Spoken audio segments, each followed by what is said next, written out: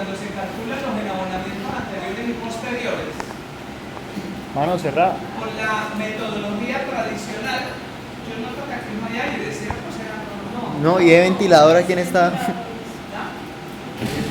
Ese sabe funcionar. ¿Cómo? Ese sabe funcionar. Que no prende ni nada. ¿Y ese? Le decimos al señor, ¿o qué, al muchacho? Que alguien me ayude y le diga al muchacho, pero si hay gente enferma, le hace daño, no, listo, entonces no.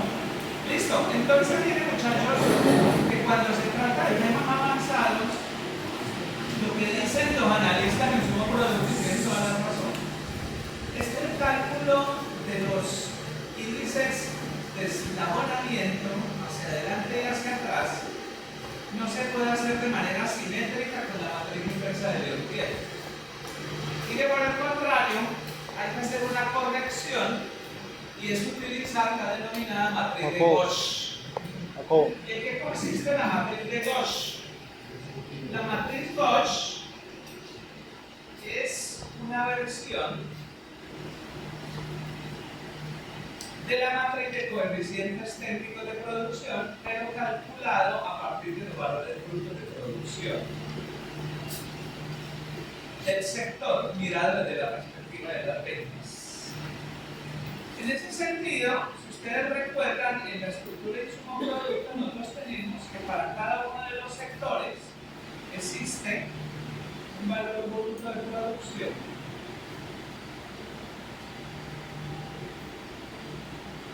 N para todo y de tal suerte que la matriz de los B y J va a ser igual a la matriz de las compras intermedias y J dividido,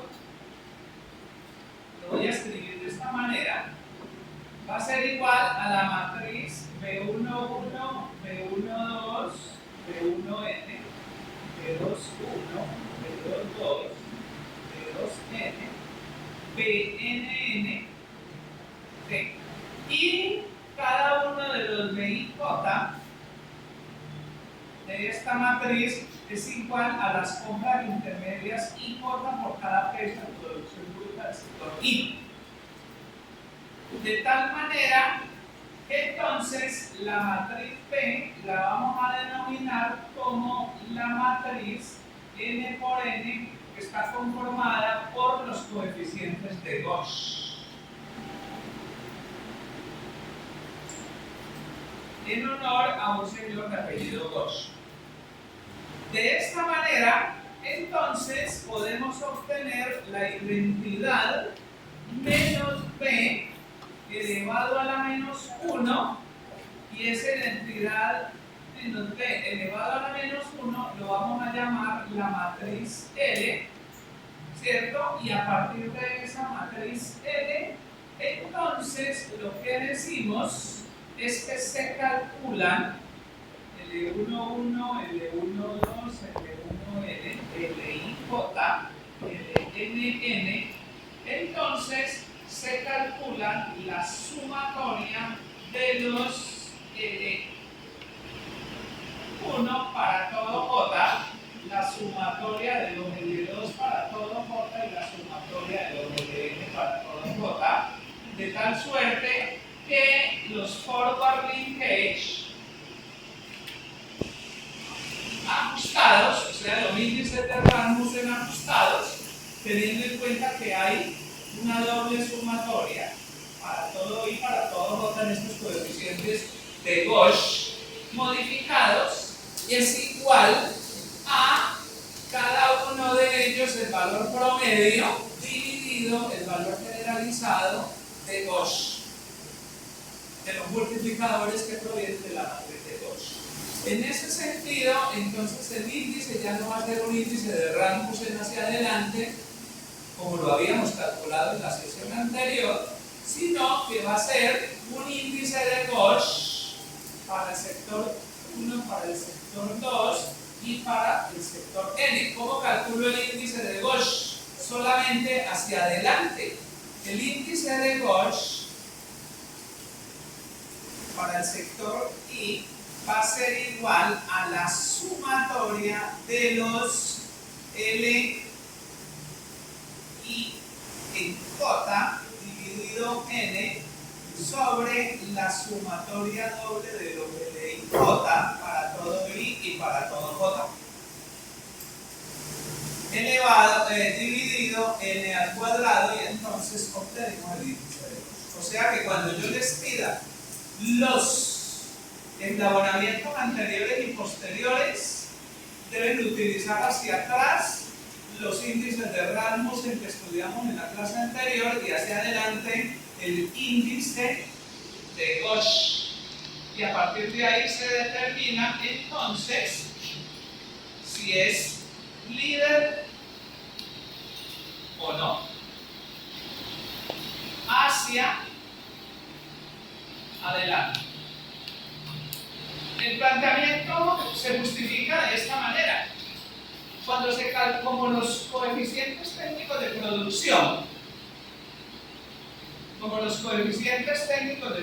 a sub J se calculan como el consumo intermedio IJ por cada peso de producción bruta J. Esto es diferente a cada uno de los de IJ que se calculan como las compras intermedias IJ por cada peso de producción bruta I. Al ser diferente, para poder calcular correctamente los eslabonamientos hacia adelante, lo tienes que hacer en el sentido de las ventas y no en el sentido de las compras. Por tal razón es necesario hacer el ajuste a la matriz inversa de Leontief a través de lo que se denomina la matriz inversa de Gauss.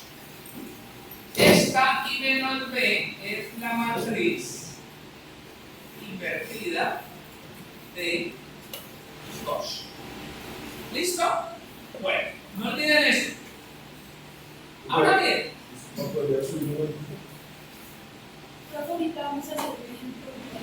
¿cómo? Sí.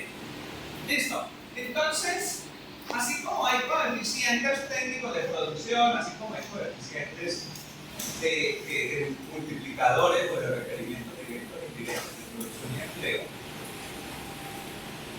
asimismo hay coeficientes de valor agregado.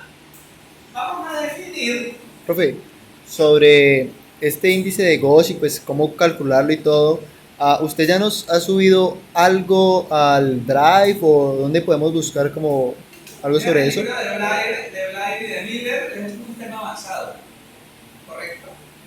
Entonces pueden consultar el libro de Blair y de Miller que hace un excelente desarrollo. ¿Es qué? Este libro, no lo hace la clase pasada. Es que no sé si de pronto apunté mal el nombre. ¿El de Blair y Miller? Sí, está en Génesis. Sí, sí.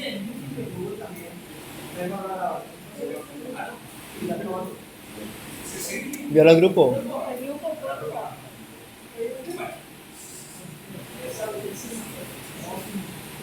Ahora en internet se escribe Madrid Gauss, te aparecen cientos de miles de papers. ¿Listo? Bueno, listo. Así como hay coeficientes de técnicos de producción, hay coeficientes de valor agregado. ¿Qué son los coeficientes de valor agregado? Los coeficientes de valor agregado son los FJ que se calculan como el valor agregado de cada uno de los sectores J dividido el valor bruto de producción del ciclo J.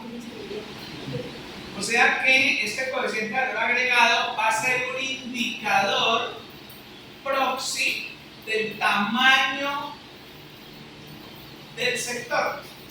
Cuando nosotros hablamos del tamaño del sector, no estamos diciendo en términos de la facturación o los valores brutos de producción, sino en términos de la capacidad para generar riqueza.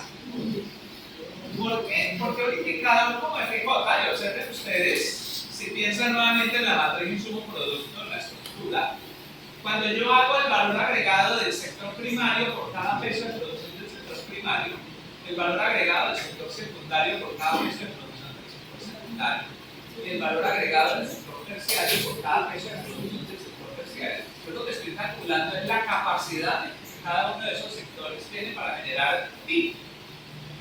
O sea, cuál es la contribución al PIB, perdón, al valor bruto de producción. Recuerden ustedes que el valor agregado es la medición del PIB, en este caso sectorial. Entonces lo que estamos calculando es el Producto Interno Bruto sectorial por cada peso de producción bruta. Si por ejemplo un sector, el 80% es el 80% lo que te está diciendo es que de cada 100 pesos de producción bruta de ese sector, 80 corresponde a valor agregado, a PIB. Ahora compárenlo con un sector en donde el 5% del valor bruto de producción corresponde a valor agregado. ¿Qué te enseña eso como estudiante de economía? Pues te enseña que el que tiene el 80%, ¿cierto? Es un sector supremamente dinámico en términos de la capacidad para generar riqueza.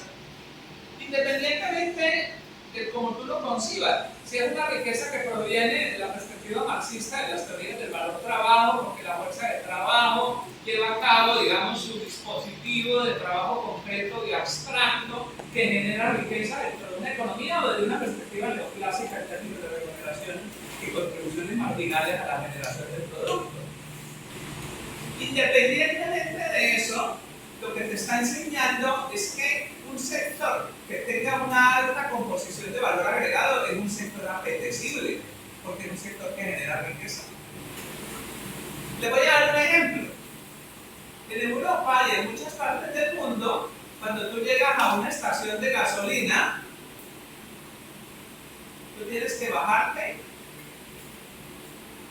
activar el dispositivo y llenar el tanque de tu vehículo. ¿Sí? Aquí aparecen 5 tíos auxiliarte para llenar un tanque y te preguntan, ¿está bien de líquidos? Y yo siempre le digo, pues, creo que tengo retención de líquidos. ¿Sí? ¿Está bien de aceite? Y digo yo, pues, no sé si estoy bien, estoy tomando aceite de hígado de bacalao. Bueno, listo chicos, ¿qué pasa? Ese trabajo genera valor agregado en un sentido estricto, digamos, alto, ¿no? Es lo que se denominan trabajos basura. ¿Cuándo se genera trabajo basura en una economía? Pues cuando no existen otro tipo de fuentes de generación de trabajo. ¿Qué es lo ideal en una economía? No solamente que se genere mucho trabajo, sino que se genere empleo de calidad. Por eso es que el concepto de calidad laboral o del empleo es más clave incluso que el número de empleos. Entonces Colombia, por ejemplo, tiene una pésima calidad laboral, según los estudios que ha hecho, por ejemplo, Stefano Farné, profesor de la Universidad de Bogotá. ¿Sí? En donde si ustedes ven los estudios sobre calidad del empleo o en los mercados de trabajo colombianos y comparan con otros países, pues la calidad del empleo es precaria. ¿Dónde se refleja eso? En la proliferación del trabajo informal, más del 54% de nuestro trabajo es informal. O sea que la calidad de ese empleo es baja, o sea que son sectores con una bajísima capacidad para generar valor agregado. ¿Listo? Profe, una pregunta. ¿De qué manera se miden esos grados de formalidad? ¿Dependiendo de la contratación o de sus aportes? Existen varios enfoques. Uno de los enfoques que se refiere a las contribuciones a la seguridad social y la existencia de un contrato formal de trabajo, en donde se respete digamos, la legislación vigente y el código sustantivo del trabajo. Pero existen otras definiciones que tienen que ver con, por ejemplo, en el caso de las pequeñas empresas o las pymes, cuando existen un número de trabajadores relativamente pequeño en emplazamientos, ¿cierto? Con una baja composición tecnológica. Entonces ahí se dice que el trabajo informal, por ejemplo, la informalidad empresarial en Colombia es muy alta, debido a que el 99.8% de las empresas en Colombia son MPymes. Si tú haces y miras el censo empresarial o las densidades empresariales en Colombia, ¿tú qué encuentras? Pues que la mayoría no son empresas grandes como Propal, Cartón Colombia, Carvajal Q, Carvajal Flexa o como los petroquímicos. No, señores. En Colombia más del 99%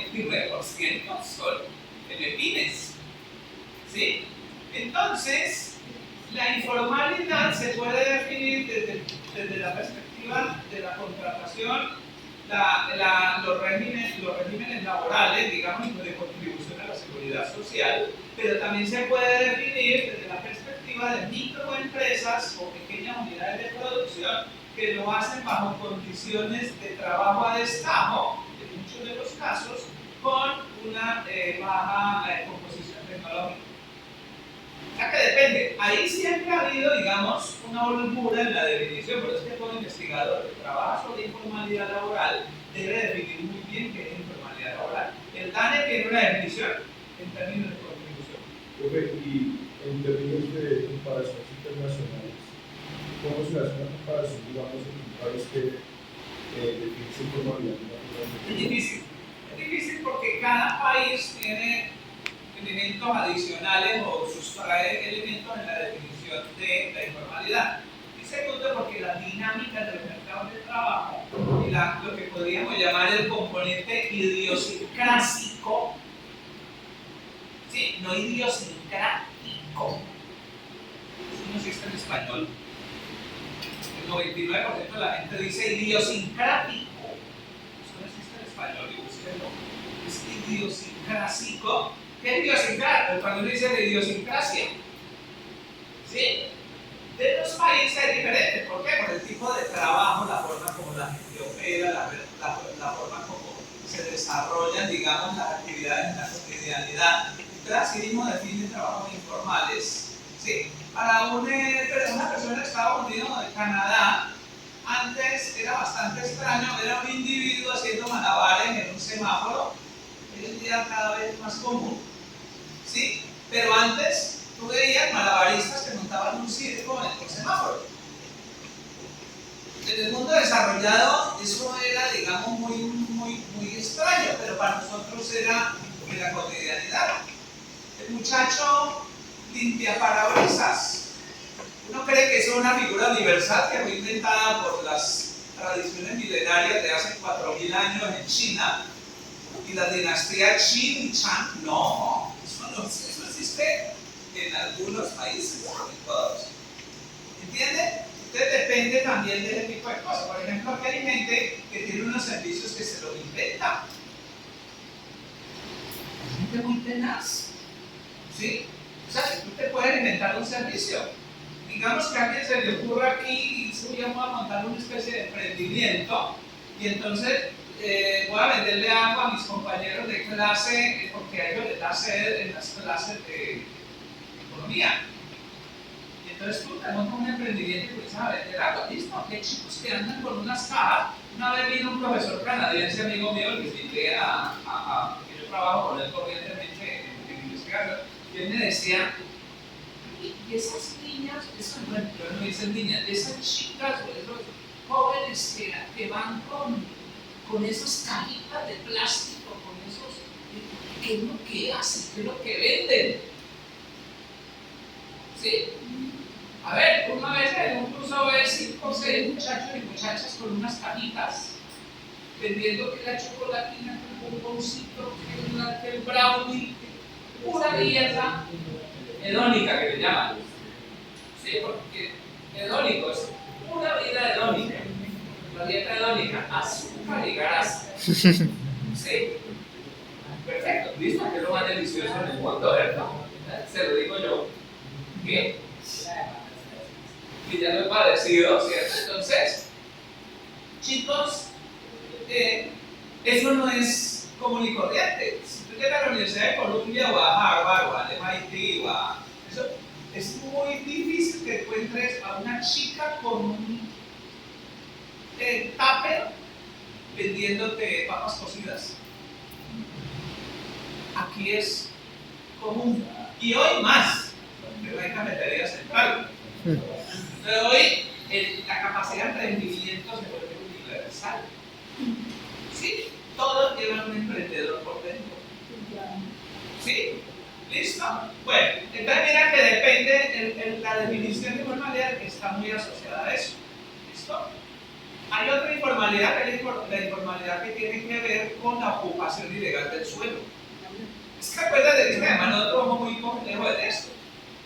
¿Sí? Una vez yo explicaba eso en una charla, en un seminario, cuando estaba estudiando, y no me entendían muy bien por una razón, porque yo les decía, es que uno no puede hablar de informalidad en términos generales. El mundo tercermundista, tú tienes que hablar de informalidades, porque tú tienes informalidad laboral, informalidad empresarial, informalidad en asentamientos humanos por ocupación ilegal del suelo, informalidad financiera e informalidad empresarial. ¿Cómo así que financiera? Digo, le puedo hablar de unos señores que les dicen los botagones. Y yo les contaba y no me entendían. No me entendían y además yo les decía, el sistema de cobro es una maravilla. Sí, exacto, efectivo. Tienen oficinas especializadas.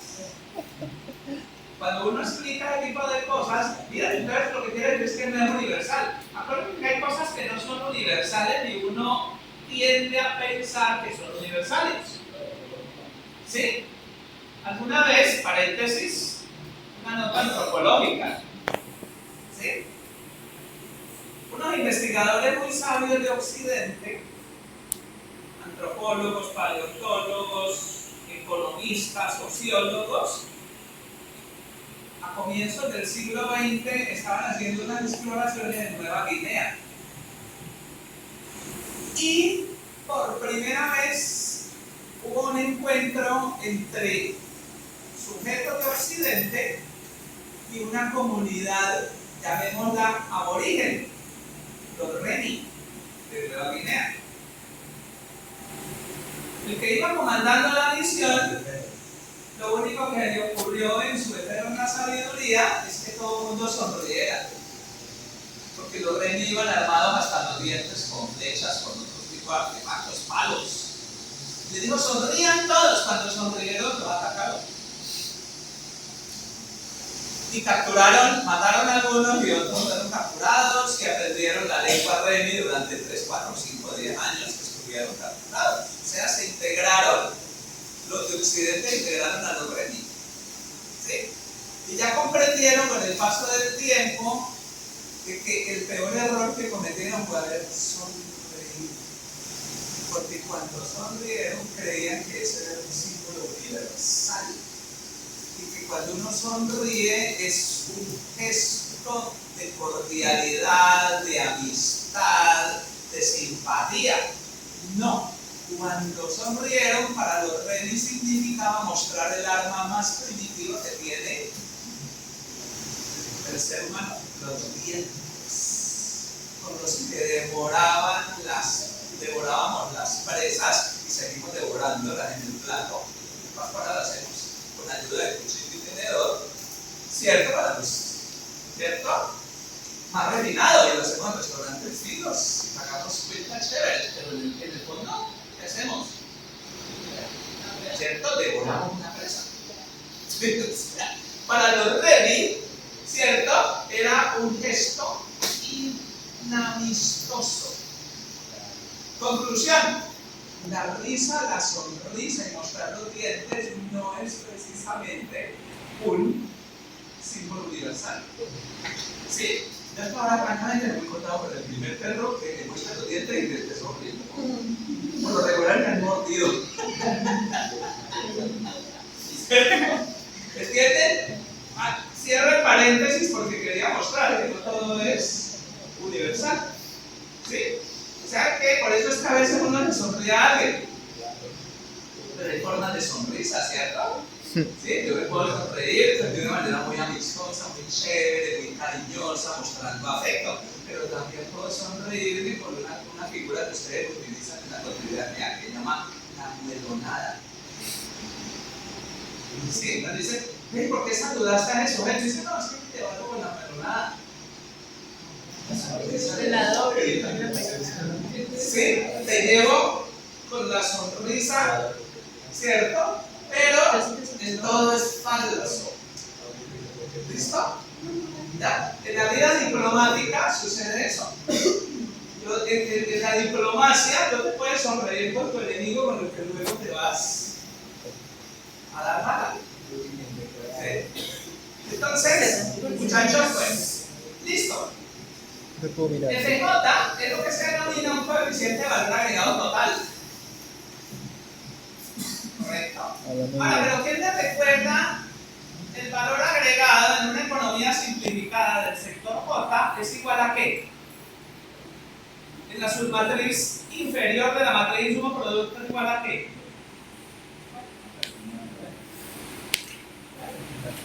El valor agregado de la perspectiva del ingreso es igual a qué? 1, 2, 3, 4. ¿Ah? ¿Valor agregado? ¿Es igual a qué? ¿Qué compone el valor agregado? ¿A qué? La remuneración Sí.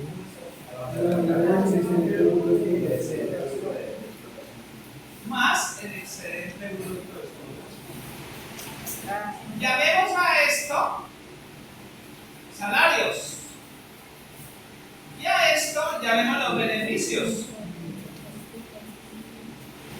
¿Qué palabra utilizamos para beneficio? ¿Qué letra? ¿A? ¿Y? ¿Así? Bueno. Listo. Valor agregado igual a salario más beneficios. ¿Qué quiere decir? Que si yo calculo coeficientes de valor agregado total, puedo calcular coeficientes de valor agregado de salario y coeficientes de valor agregado de beneficios. Lo que quiere decir entonces que un coeficiente, voy a utilizar acá minúsculas, WJ es igual a la remuneración a los asalariados por cada peso de producción bruta. O sea, lo mismo que hemos utilizado acá en nuestra nomenclatura, WJ por cada peso de producción. Y esto se llama coeficiente de valor agregado de salarios. Es más, pónganle un apellido, coeficientes directos. ¿Sí? Ahora, los coeficientes de valor agregado en ganancias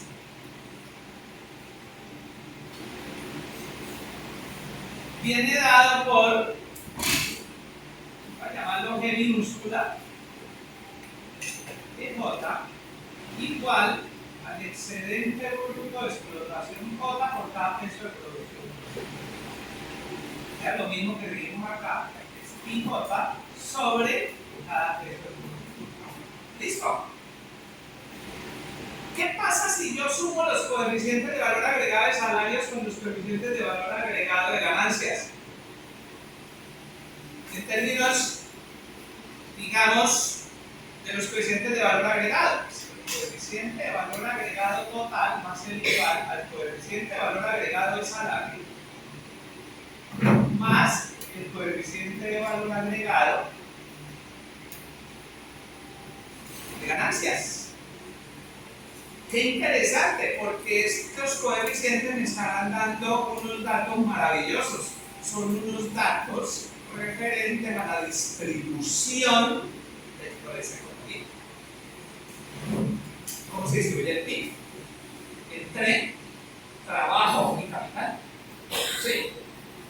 Digamos, en un modelo súper simplificado, no estoy considerando el gobierno, porque yo considero el gobierno y tengo que ajustarlo por los impuestos indirectos menos de subsidios.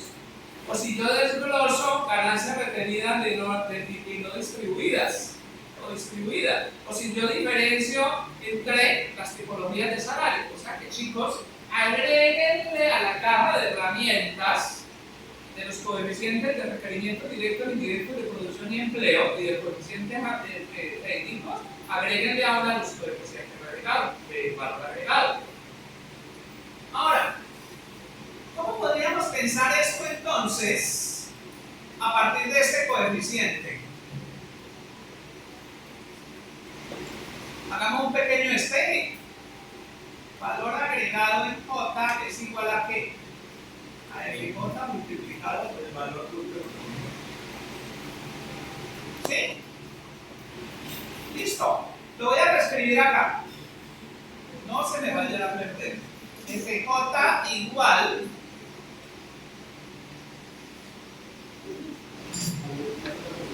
a valor agregado sobre valor bruto. ¿Listo? Lo que quiere decir entonces que valor agregado J es igual a la suma. Es igual a qué? FJ.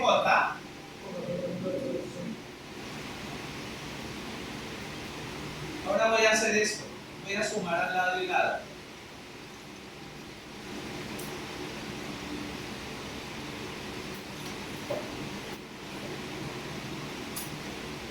Pero sabemos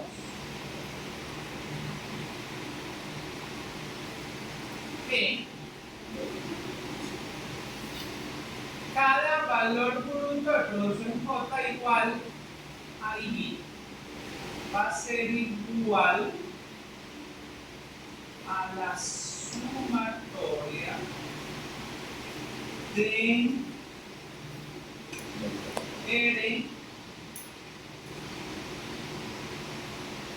y J, desde J igual 1 hasta N, multiplicado por la demanda final I. ¿Estamos de acuerdo? ¿Quién me dice de dónde viene esta expresión?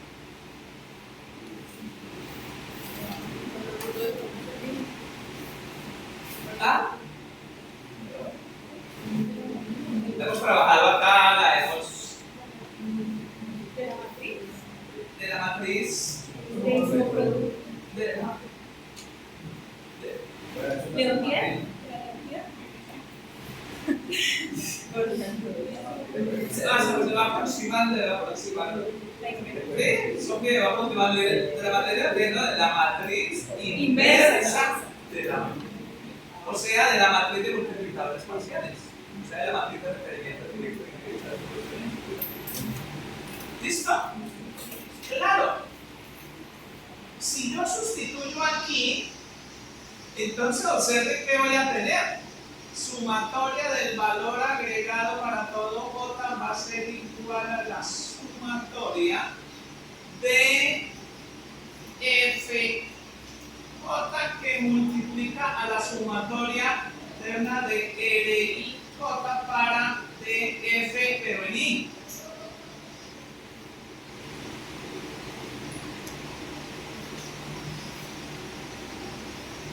Como sumatoria de valor agregado es igual a sumatoria de demanda final, entonces al dividir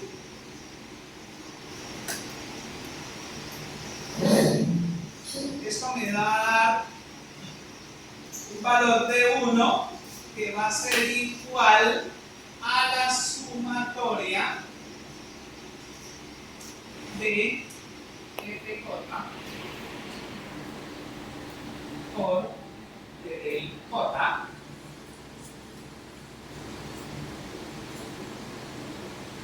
lo que en términos matriciales me dice que un vector de unos de n por 1 va a ser igual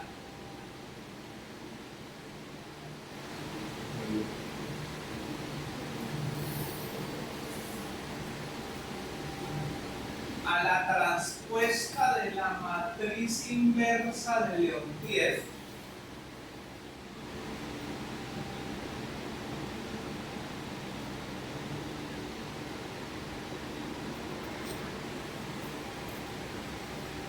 por el vector f, en donde el vector f es igual a un vector columna de los vectores de valor agregado.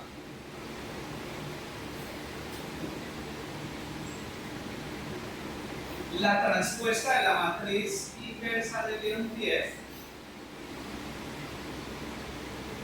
una nota, no lo voy a demostrar aquí, ¿ya? Se puede demostrar que I menos A transpuesta inversa es igual a I menos A inversa transpuesta debido a que las matrices inversas de Elliott tienen una propiedad de álgebra lineal que se denomina de matrices idempotentes. No lo voy a demostrar, pero es una forma de escribirlo. Para nosotros es indiferente en este momento. ¿Por qué? Porque nosotros simplemente lo que hacemos es transponer la matriz inversa de Elliott, pero quería hacer esa anotación para decir que es una propiedad de este tipo de matrices. Si ustedes en álgebra lineal, me imagino, estudiaron lo que denomina matrices idempotentes. Y la matriz idempotentes tiene esta particularidad de que la transpuesta interna y luego se invierte es igual a primero invertir y luego calcular la transpuesta generalizada. ¿Listo? Pero bueno, para nosotros eso no tiene relevancia. Lo importante es entender esto. Es decir, muy bonito, muy elegante, pero ¿qué significa económicamente? Entonces, lo que me está diciendo esto es cuál es la descomposición de cada peso del producto final en los valores agregados directos e indirectos de la economía. Repito, ¿cómo se descompone cada peso del producto final en los valores agregados directos e indirectos de toda la economía? Voy a escribir de manera explícita esta matriz. ¿Sí? A ver, ¿quién me ayuda? ¿Cómo escribiría la matriz transpuesta de los multiplicadores parciales? N1, 1.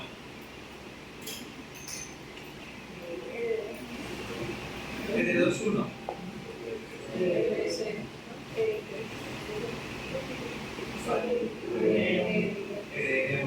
Muy bien. Sí, así la escribiría, ¿verdad? N 1, 2.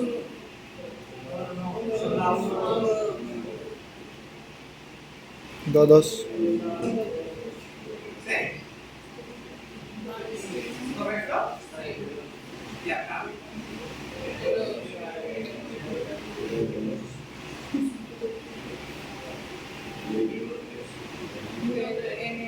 N1.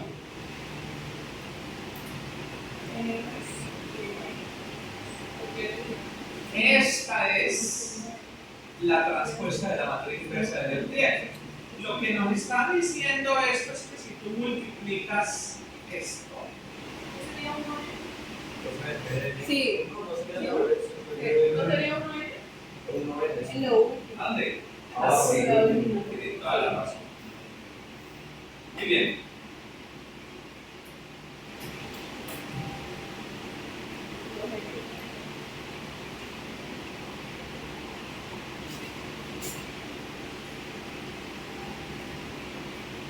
Quiere decir que si yo premultiplico el vector columna de coeficiente de valor agregado total por la transpuesta de la matriz inversa de Elliott, me tiene que dar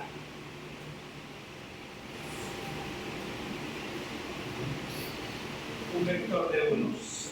Si no me da, es porque la embarré. ¿Listo?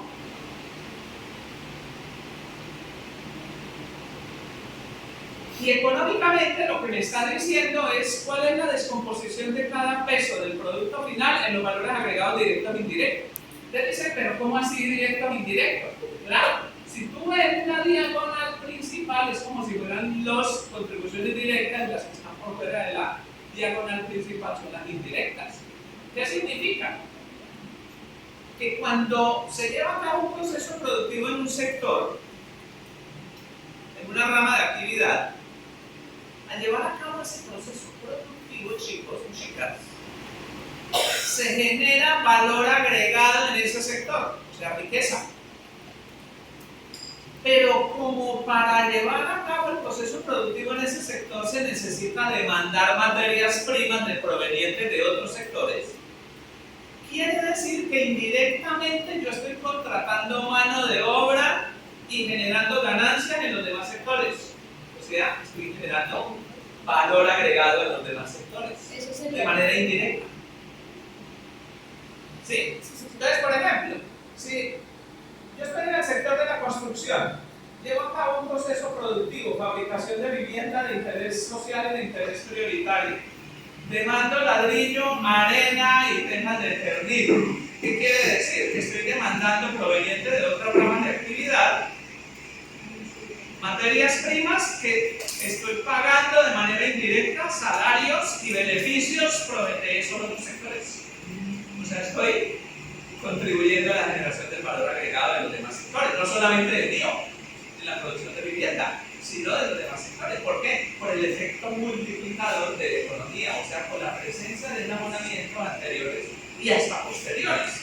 En este caso, miren que si uno se quiere poner más elegante, siempre, pues entonces, esto es igual a sumatoria de RI 1 por FI.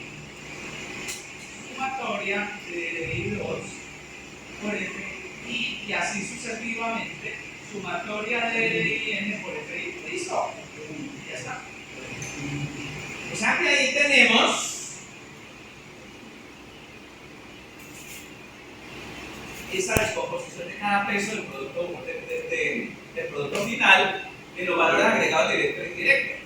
Pero, como nosotros sabemos que el valor agregado está conformado por remuneración a los asalariados y excedente bruto de explotación, y que el coeficiente de valor agregado total es igual al coeficiente de valor agregado en salario y valor agregado en ganancias, quiere decir que yo esta expresión la puedo generalizar. ¿Sí? Miren la expresión que tengo acá. 1 igual a transpuesta de la matriz inversa de León por F, pero como F es igual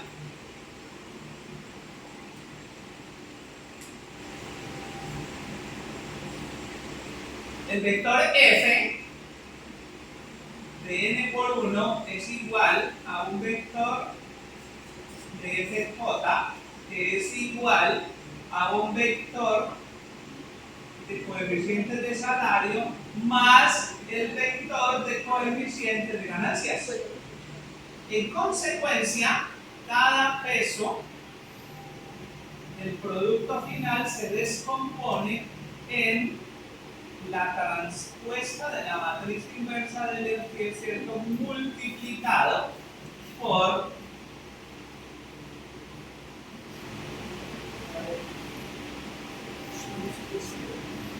de tal suerte que si aplico ley distributiva, esto va a ser igual a la transpuesta de la matriz inversa de Leontief que premultiplica al vector de coeficientes de valor agregado de salario de N por 1 más la transpuesta de la matriz inversa de Leontief que premultiplica a los coeficientes de valor agregado de ganancias. De tal manera que esto corresponde a los coeficientes directos e indirectos de salarios y a la otra los coeficientes directos e indirectos de ganancias. O sea, coeficientes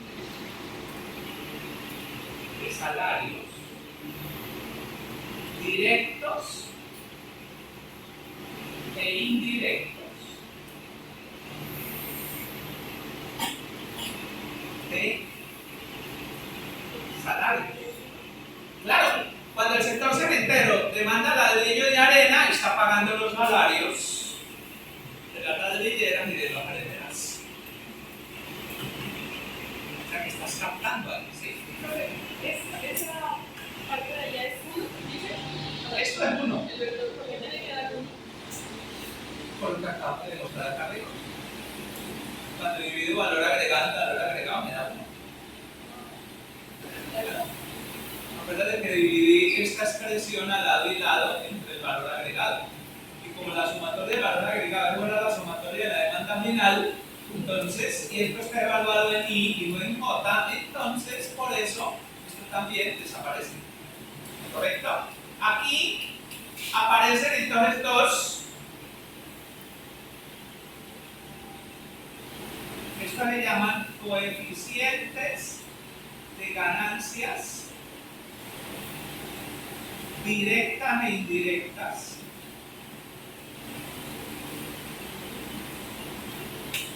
De coeficientes de ganancias directas e indirectas. Pero, ¿listo? ¿Qué quiere decir? Que este vector, si uno quiere darle un nombre, es como una cosa así como esto.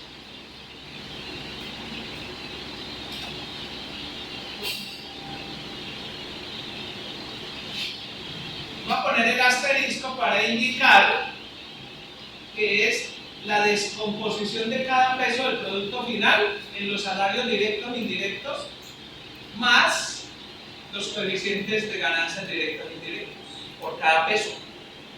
O sea, esto es, digamos, en términos analíticos, repotente, porque lo que están haciendo es hacer una descomposición de cómo se generan los salarios en la economía, cómo se irrigan entre todos los sectores. ¿Correcto? Bueno, vamos a hacer entonces un ejercicio numérico. Yo tengo una duda.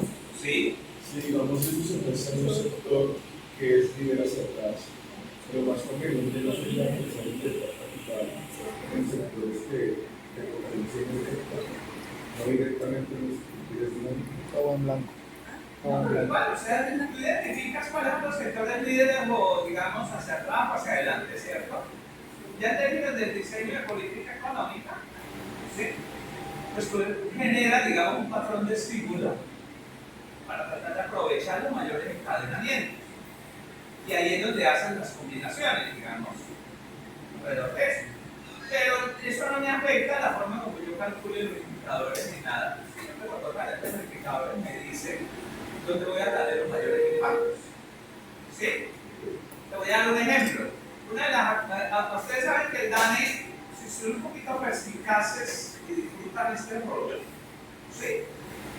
Ya se leyeron los boletines de prensa, el informe completo, los 16 anexos en Excel, más el documento de 52 páginas publicado por la ANIF, ¿sí? Y el de 32 páginas publicado por el Consejo Privado de Competitividad de Colombia. ¿Sí? ¿Ya lo hicieron? No, todavía no lo han hecho. Porque el DANE publicó hace unos poquitos días atrás, ¿publicó qué? No, publicó los resultados del índice de seguimiento de la economía y del Producto Interno Bruto trimestral en Colombia. ¿Se acuerdan? Yo les hablaba de los indicadores de coyuntura. Y en este momento, ¿cuál es el revuelo en Colombia? Si ustedes ven, se están escribiendo columnas, todos los economistas están escribiendo columnas. De paso, yo estoy escribiendo una para el próximo que me pidieron para razón pública. ¿Y por qué están escribiendo los economistas? Ustedes leen El Colombiano, el desastre del gobierno socialista y comunista de Petro. Crecimiento de la economía 0.7.